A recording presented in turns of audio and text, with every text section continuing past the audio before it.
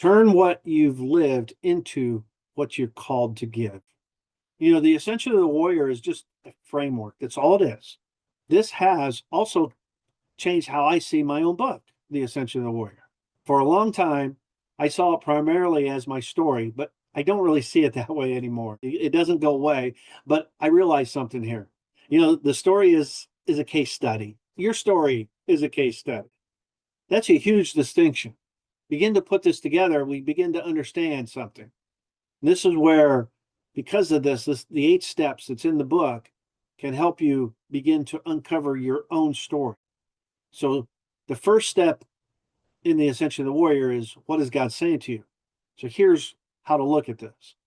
What keeps coming back? What's on your heart, and what story won't leave you alone? I want you to start journaling. Step 2, it's divine appointments. Don't ignore people in our life, because who has God placed along the path for you? Who's influenced you in your life? Some of my biggest influences go back to when I was a teenager in high school and even into my college. They were my coaches. They taught me a lot that I carry on and I still teach today. Who challenged you? Also, who has hurt you? Who helps you?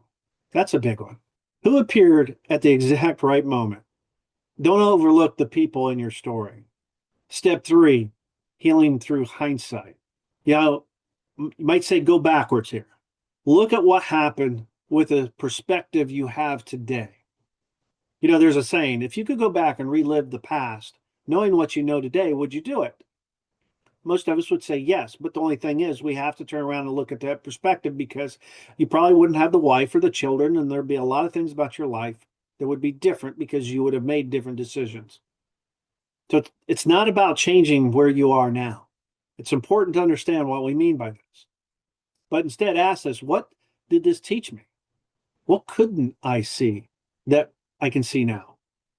That's where lessons begin to emerge. Step 4 is begin to trust the process that God is putting us through. So don't force any answer. I want you to journal. I journal every single day. Today is 1,529 days. I've been journaling every single day. This is about collecting information, organizing it, looking for patterns. Let the story begin to develop through this. Step 5 is divine provision. Look at what has already been placed in your hands.